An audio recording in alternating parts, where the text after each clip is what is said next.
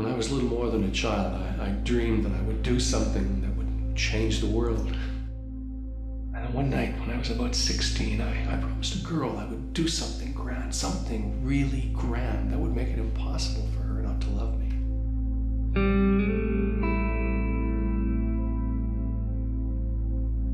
The reason I got into the business was originally I went out to do tech work for a play. I had no intention of ever acting because I never wanted to be an actor. In high school and university, I was always into sports, never into acting.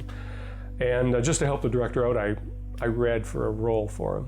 And I found out 2 days later that that was the lead role, and he had cast me in it, and I refused it because I was too afraid to do it. I'd never acted. He insisted I do it, and he was 6'4", and I believed him, and I did it. And 2 weeks later, about a week and a half to 2 weeks later, I guess we were on stage, and when the first time I walked on stage and I saw the audience, you know, you'd think you'd panic, but I found it really kind of energizing.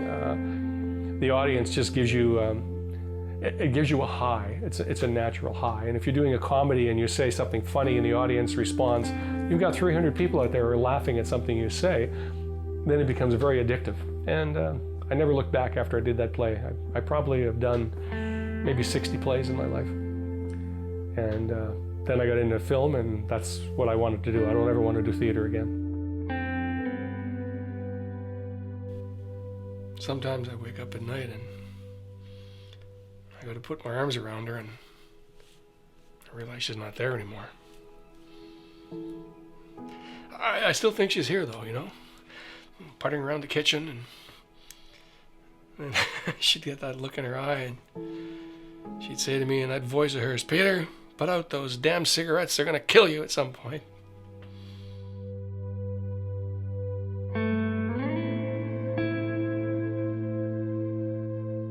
North Star Talent is it's a talent agency. I have about 75 actors involved in it. 57 of them are professional. They're members of ACTRA. And what I do is I find work for them. When a movie comes into North Bay, I'm generally contacted by a casting director who tells me that he needs, let's say, a young man, 22 to 25, blonde hair, blue eyes. I will go through my roster and find out actors who suit that part. And then he gets an audition for the movie. They audition on tape. If they like him, they bring him in and they audition live. And if they get the movie, then they've got a job.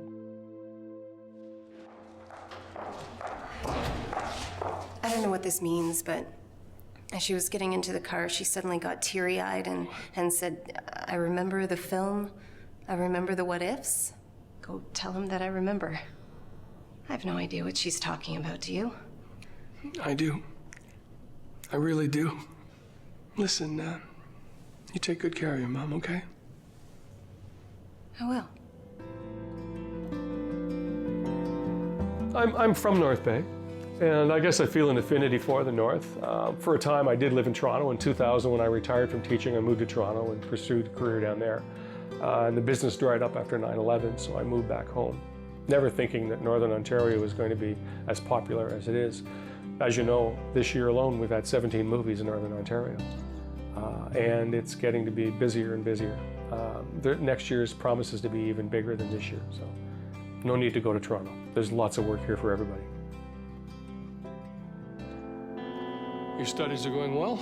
It's a lot of work, but yeah, it's going well. And yet you have enough time to dabble with all this stuff. Dad, what are you doing here? For the past 5 years, you haven't been home for Thanksgiving, Christmases, birthdays, and Easters. Who's counting? Your mother is. I'm pretty sure that I'm going to be in season 3 of Hard Rock Medical. My character has been recurring in the 2 seasons. I play the president of a mining company in Falco Mining, which is a big company in Sudbury. It's a phony company, but it's a big company.